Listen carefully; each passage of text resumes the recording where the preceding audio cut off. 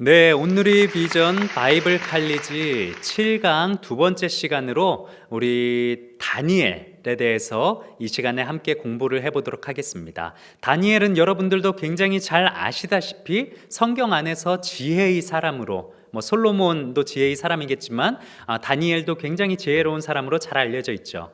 그리고 다니엘 하면 무엇이 떠오르십니까? 맞습니다. 사자굴이죠.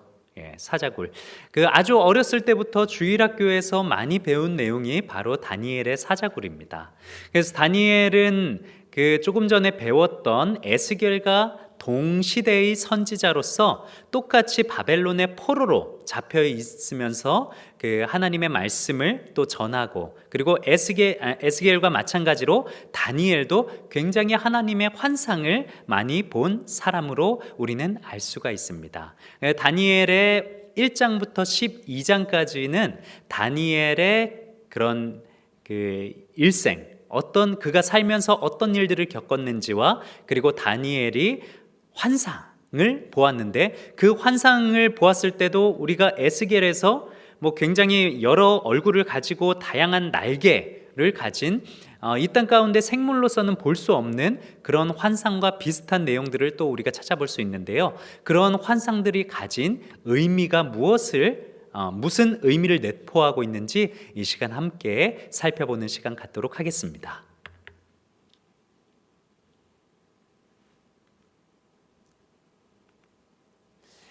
다니엘을 쓴 사람은 모두가 다 알다시피 이제 다니엘로 우리가 볼 수가 있지요. 이 다니엘은 바벨론에서 끌려왔을 때부터 메대와 바사, 페르시아죠. 페르시아 제국에 이르기까지 무려 3명의 왕을 섬기면서 총리의 자리를 유지해. 굉장히 지혜롭고 굉장히 똑똑한 포로의 위치였지만 총리에까지 올라간 그런 다니엘이 이 저자인 것으로 우리는 익히 알고 있습니다.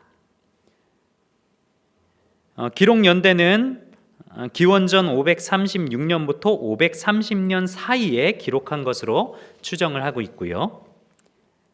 이 다니엘서의 수신자는 에스겔과 마찬가지로 포로 시대의 절망에 빠져 있는 이 사람들을 잊지 않고 지켜주시고 해방과 승리를 주실 것이라는 확실히 절실했던 이스라엘 포로들, 그들에게 희망을 약속하는 그런 성경입니다. 주된 내용은 이스라엘의 바벨론 포로 시대에도 하나님의 구원 역사는 계속해서 이루어지고 있음을 보여주는 다니엘의 생애의 주요 사건들, 그리고 구원이 이루어질 대종말 때까지의 전개를 보여주는 그런 묵시들이 주된 내용을 차지하고 있습니다.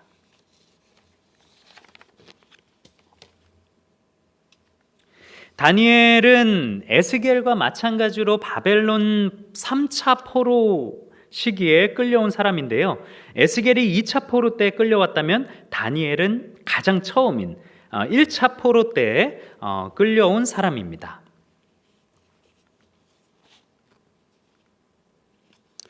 이 다니엘서도 전반부와 후반부로 우리가 나누어서 볼 수가 있는데요. 전반부는 1장에서 6장인데 포로 시대의 영웅 이 다니엘과 세 친구 하나냐, 미사엘, 아사랴가 겪었던 바벨론의 주요 사건들을 담고 있고요. 후반부인 7장에서 12장까지는 대종말까지의 역사 전개 과정을 보여주는 묵시들, 내 짐승, 순양과 순년소, 70일의 히데겔 강가의 묵시, 이런 내용들을 담고 있습니다.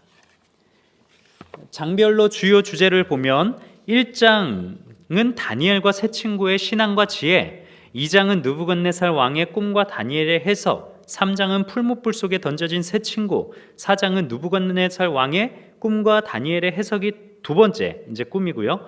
5장은 벨사살 왕, 그리고 6장은 사자굴 속의 다니엘, 이렇게 해서 이야기 중심적으로 나와 있는데요. 이때는 보통 바깥에서 이렇게 그들의 이야기를 살펴보는 3인칭 시점이었다면 7장에서 12장까지는 다 묵시입니다. 다니엘의 환상, 꿈과 환상에 대한 이야기를 담고 있고 1인칭 시점, 다니엘의 시점에서 그 이야기를 풀어나간다는 점에서 1에서 6장과는 다소 차이를 보이고 있습니다. 우리 1장부터 주요 내용을 살펴보면요, 포로로 잡혀간 다니엘과 세 친구에 대한 내용인데, 여호야김 왕 3년째에 다니엘과 세 친구들 하냐냐, 미사엘, 아사랴가 바벨론으로 1차 포로로 잡혀갑니다. 각각 이 이름을 창시 계명을 당합니다. 다니엘은 벨드사살, 하나냐는 사드락, 미사엘은 메삭, 그리고 아사랴는 아벳느고로 계명을 당합니다. 이들이 이제 와서 그 바벨론의 고기를 먹어야 됐는데 이들은 이것을 거부하죠. 채소와 물만 먹고도 얼굴이 더욱 살이 찌고 기름지고 좋아졌기 때문에 이때부터 하나님의 영광을 바벨론 가운데 드러내기 시작합니다. 2장에서는 이 느부갓네살 왕과의 이야기가 주로 다루고 있는데요, 느부갓네살 왕이 꿈을 꿉니다. 그런데 이 꿈에 대해서 굉장히 어려운 내용인데 점쟁이와 술사들에게 이 꿈을 해석하라고 합니다. 그런데 웃기는 것은 이 꿈의 내용을 말해주지도 않아요. 너희가 내가 무슨 꿈을 꿨는지 알아맞혀봐, 그리고 그걸 해석해봐. 이거 어떻게 알겠습니까? 그래서 바벨론의 점쟁이와 술사들은 꿈이 무엇인지 알아맞추지 못합니다. 그래서 느부갓네살은 화가 나서 바벨론의 모든 점쟁이와 술사들을 모조리 죽입니다. 뭐 이런 말도 안 되는 왕이 다 있나 모르겠어요. 그런데 이 다니엘이 이 이야기를 듣고 하나님께서 이들에게 지혜를 주시고 이들을 살리시기 위해서 그들의 꿈에서 느부갓네살 왕이 꾼 꿈을 보게 하십니다. 그 꿈의 내용은 이렇습니다. 느부갓네살 왕이 꿈을 꾸었는데요, 머리는 순금이요, 가슴과 두 팔은 은이요, 그리고 배와 널쩍다리는 노시요, 그리고 종아리는 쇠요, 발은 얼마는 쇠요, 얼마는 진흙이연, 이런 굉장히 거대한 석상이 우상, 이 상이 있었는데 갑자기 돌이 날라와서 이 우상을 파괴를 해버렸다는 그런 꿈을 꾸었던 것이죠. 이렇게 그 돌 하나가 날라와서 이 큰 우상을 파괴한 꿈을 꾼 것입니다. 그래서 이 느부갓네살 왕은 이 꿈이 무엇인지 몰랐는데 다니엘이 이 꿈에 대해서 맞추고 그 꿈을 이제 해석해 주죠. 그런데 우리가 이 당시에 있었던 이 꿈에 대해서 흔히 그냥 그 당시의 해석으로 끝나는 것이 아니라 역사적으로 이것을 어떤 의미를 가지고 있었는지, 물론 그 당시 다니엘이 살고 있었던 당시에는 확실히 알 수는 없었을 것입니다. 그런데 이 역사적으로 그 이후의 시대의 바벨론 이후에 메데와 바사, 헬라, 로마, 이렇게 역사적으로 패권을 잡은 나라들에 대한 상징적인 의미를 담고 있었다는 것입니다. 그래서 머리는 순금을 상징하는 그 당시의 바벨론 느부갓네살 왕을 의미했고요. 그리고 두 팔과 가슴은 메데와 바사, 그 바벨론 다음으로 패권을 잡은 메데와 바사를 의미합니다. 그리고 그 다음은 헬라, 그리스죠. 그리스가 패권을 잡은 배와 널쩍다리, 그리고 두 다리는 그 이후에 절대적인 패권을 잡은 로마를 상징하고, 그리고 양발은 로마와 그리고 이후의 나라들에 대해서 그런 상징적인 역사적 의미를 담고 있다고 생각을 하시면 될 것 같습니다. 그렇게 해서 느부갓네살 왕의 꿈을 해석해주고 다니엘은 이제 높은 고위 관직 자리에 오르게 되죠. 그래서 3장에서는 느부갓네살 왕이 금으로 굉장히 큰 신상을 만들고 그것을 평지에 세우라고 명령합니다. 그리고 백성들 중에 누구라도 이 금신상에 절하지 않으면 뜨거운 풀무불에 던져넣겠다고 선포를 하죠. 그 사드락, 메삭, 아벳느고는 이를 거절하고 풀무불에 던져집니다. 이때 나온 굉장히 유명한 말씀이 있죠. 그리 아니하실지라도, 그리 아니하실지라도. 그런데 이들이 풀무불에 던져졌는데 어떻게 됩니까? 느부갓네살 왕이 풀무불 안을 바라보자 이 중에는 결박되지 아니한 네 사람이, 분명히 사드락, 메삭, 아벳느고 세 사람이 들어갔는데 그 불 안에는 네 사람이 있대요. 그런데 이들은 상하지도 아니하였고 그 넷째의 모양은 신들의 아들과 같도다. 하나님께서 이들을 지켜 보호하신 것이죠.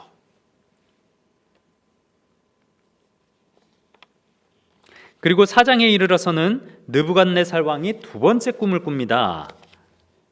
그 꿈의 내용은 이런데요. 땅의 중앙에 하늘을 찌를 만한 큰 나무가 서 있습니다. 이 나무는 잎사귀가 무성하고 열매가 많아서 동물과 새들과 짐승들이 나무 곁에 머물면서 쉼을 얻고 또 과일도 얻고 열매를 먹고 이러는데요. 그런데 한 거룩한 자가 하늘에서 내려와서 나무를 베고 가지를 자르고 잎사귀를 떨고 열매를 헤쳐서 모든 그 나무 곁에 머물고 있던 짐승들과 새들과 동물을 떠나게 합니다. 그리고 그 나무를 다 잘라서 뿌리만 남은 그 구루터기를 땅에 남겨놓아서 쇠와 놋줄로 동이고 들풀 가운데 그냥 방치하고 내버려 둡니다. 그 뿌리가 결국에는 하늘의 이슬에 젖고 땅의 풀 가운데서 짐승과 더불어 지낸다. 이런 꿈을 꾸었는데요. 이 꿈에 대해서 이제 다니엘에게 또 해석을 요청하는데 사실 이 꿈은 좋은 꿈이 아니었습니다.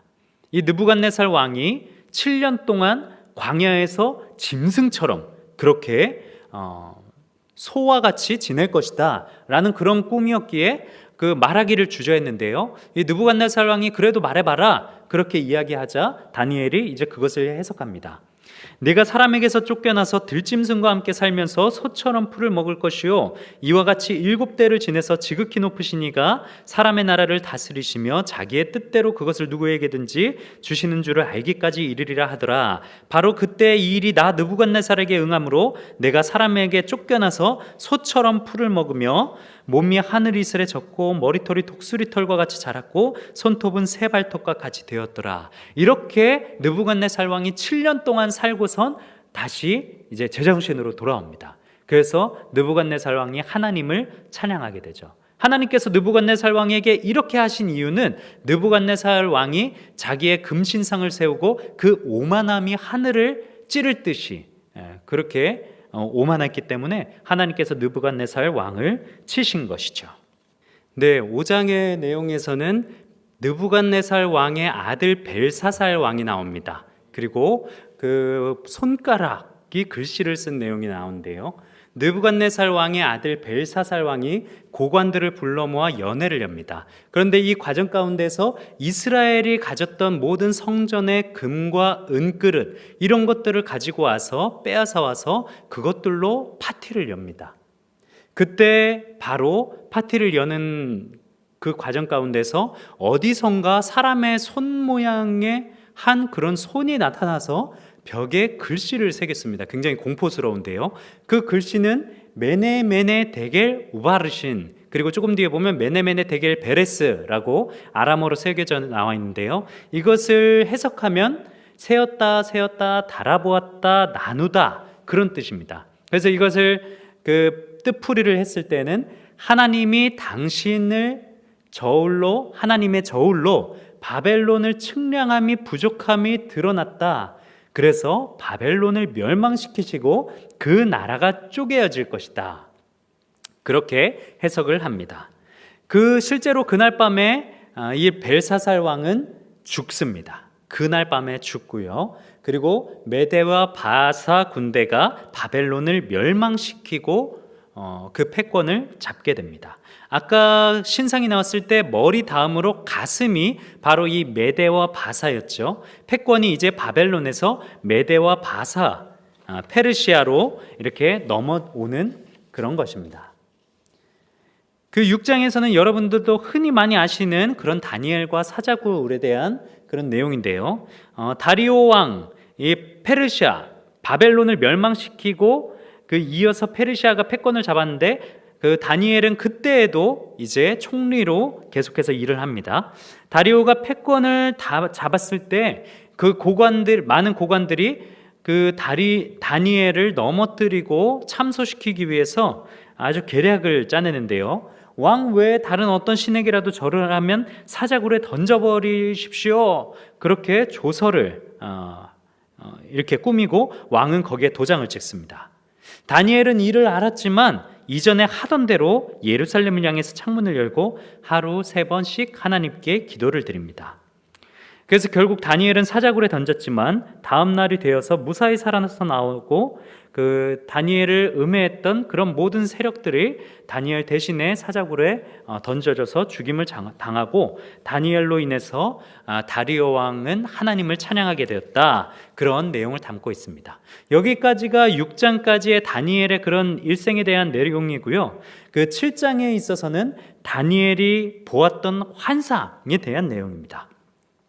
이 네 짐승에 대한 이제 환상은 그 성경 안에서 어떤 일들이 앞으로 펼쳐질 것인지에 대한 그런 해석을 전체 다 이렇게 볼 수는 없지만 역사적으로 지금 시기에 우리가 알 수 있는 것은 이 짐승들이 가졌던 이 환상에 대한 의미와 해석이 다 역사적인 사건과 연결이 다 되어 있다는 것입니다. 그 느부갓네살 왕이 꾸었던 그런 역사적인 사건들과도 연결이 되어 있어요.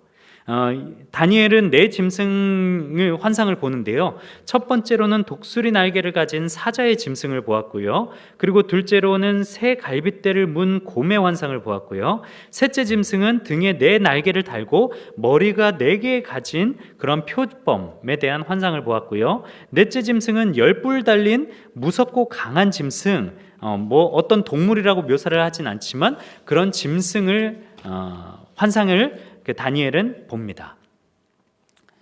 이 네 짐승은 다 이 당시에 역사적으로 패권을 잡은 네 나라를 의미합니다. 독수리 날개가 있는 사자는 바벨론 제국을 의미하고요. 그리고 그 다음으로 새 갈빗대를 물고 있는 곰은 메대와 바사 왕국을 의미합니다.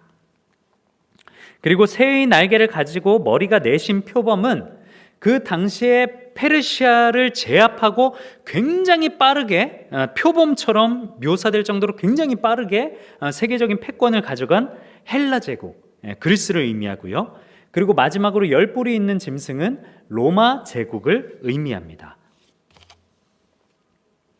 그리고 7장에 이어서 8장에 나온 순양과 순염소의 환상을 통해서 이 네 짐승 의 환상이 조금 더 구체적으로 어떤 모양들이 나온가 그것들을 알 수가 있는데요. 두 뿔을 가진 순양이 나옵니다. 8장에서는 이것은 메대와 바사 제국, 페르시아를 의미하는데요. 다니엘 7장에서 보시면 곰의 모습으로 등장했는데 곰의 모습이 7장 5절을 보시면 한쪽이 들었다 그렇게 나옵니다. 순양의 두 뿔 가운데 어떻게 묘사가 되어 있냐면 한 뿔이 더 길어졌다고 묘사가 되어 있습니다. 이것은 메대보다 페르시아 제국이 더 커져서 결국에는 페르시아 제국이 메대를 흡수했다, 이런 것들을 의미하고 있습니다. 이 순양은 그래서 자기가 가진 뿔로 사방을 공격합니다. 그런데 이 순양을 당해낼 그런 짐승이 없습니다. 이것은 바로 페르시아가 사방으로 영토를 넓혀가며 이 세력을 확장해 간다는 것을 예언하는 그런 내용인데요. 그 당시에 다니엘은 알지 못했지만 이후에 역사적으로 이런 일들이 실제로 벌어지죠. 그런데 그때 현저한 뿔을 가진 순염소가 서편에서 일어나서 순양을 쳐서 이깁니다. 이것은 바로 매우 빠른 속도로 페르시아 제국을 정복해서 멸망시킨 알렉산더 대왕, 마게도니아의 알렉산더 대왕, 헬라 제국을 뜻합니다. 7장에서 알렉산더 대왕은 헬라 제국을 빠르고 잔혹한 표범으로 이렇게 비유를 합니다. 그리고 순염소가 스스로 심히 강대해서 강성할 때에 큰 뿔이 꺾이고 그 대신에 현저한 뿔 넷이 하늘 사방을 향해서 났다고 하는데요. 이것은 역사적으로 어떤 의미를 담고 있냐? 알렉산더 대왕은 32세까지의 짧은 생애를 마감합니다. 그리고 그가 세운 헬라 제국은 수하에 있던 네 장군 셀류커스, 프톨레미, 카산더, 리시마쿠스에 의해서 사분역으로 분할 통치가 됩니다. 그래서 이 이전에 그 그림 중에 표범을 보면 표범의 얼굴이 넷이고 날개가 넷이지 않습니까? 이 네 개를 의미한다는 것은 셀류커스와 프톨레미, 카산더, 리시마쿠스, 이런 네 장군에 의해서 이 헬라 제국이 또 사분할됐다. 그렇게 분할 통치가 된다는 것을 의미합니다. 다 이렇게 연결이 되어 있다는 것이죠.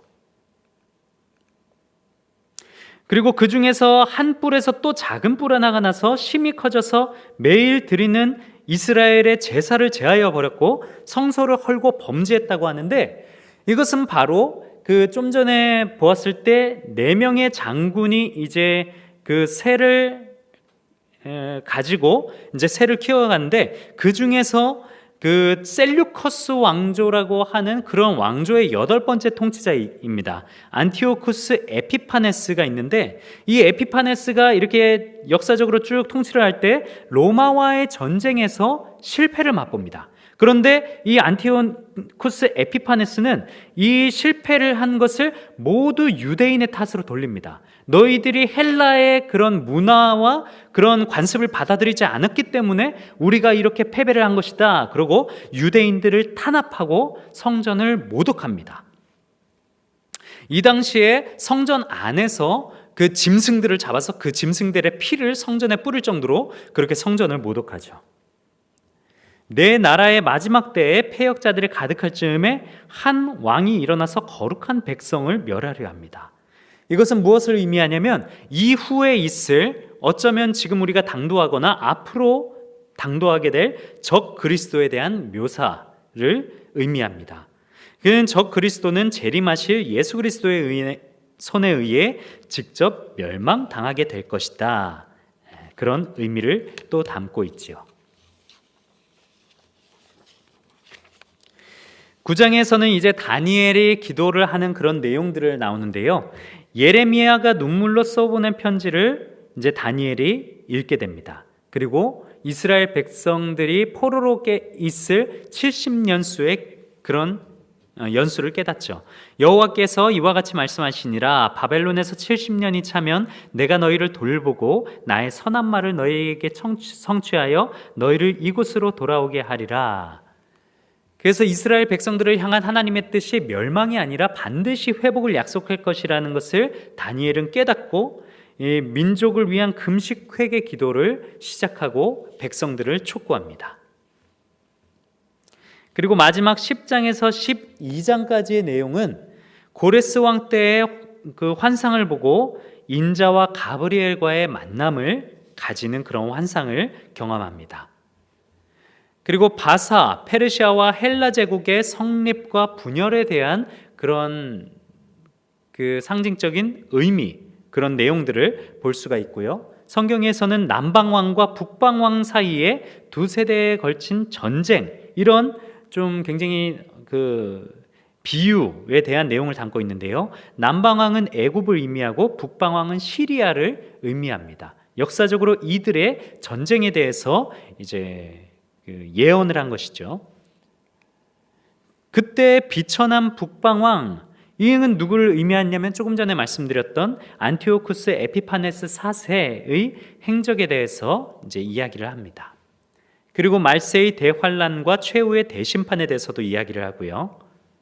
예언 성취에 대한 문답과 예언을 봉하라 하는 그런 명령에 대해서도 다니엘은 볼 수가 있게 됩니다. 네, 이렇게 해서 다니엘의 1장에서 12장까지의 내용을 살펴보았습니다. 흔히 다니엘서를 보면은 1장에서 6장까지를 볼 때는 굉장히 이야기 중심적이고 우리가 쉽게 이 이야기를 볼 수 있지만 7장부터 12장까지는 어려운 그런 환상에 대한 이야기들을 담고 있기에 우리가 어렵게 보았는데요. 오늘 제가 말씀드린 그런 강의의 내용을 조금씩 다시 한번 곱씹어 보시면서 이스라엘 주변의 패권을 차지한 바벨론, 그리고 페르시아, 헬라, 로마, 이런 나라들을 의미하는 그런 4가지 짐승, 그리고 뿔 달린 그런 순념소와 순양, 이런 의미를 다시 한번 되새겨 보시면서 다니엘을 한번 읽어보시면 다니엘서가 조금 더 재미있게, 그리고 머릿속에 쏙쏙 들어오실 것 같습니다. 그러면 7번째 시간 여기서 마치도록 하고요. 다음 주에는 우리가 이스라엘 백성들이 느헤미야, 에스라, 학개 이런 사람들에 의해서 성전이 다시 한번 재건되고 이스라엘이 회복되게 되는 그런 시간을 함께 배워보도록 하겠습니다. 제가 기도하고 마치겠습니다. 하나님 감사합니다. 오늘 다니엘과 또 에스겔에 대해서 함께 배웠습니다. 우리가 하나님의 말씀을 가까이 하며 결국에는 우리를 향한 하나님의 뜻이 멸망이 끝이 아닌 회복을 약속하시는 하나님임을 우리가 깨닫고 하나님 앞에 겸손한 모습으로 나아갈 수 있도록 주여 인도하여 주옵소서. 감사드리며 귀하신 예수님의 이름으로 기도하옵나이다. 아멘. 감사합니다.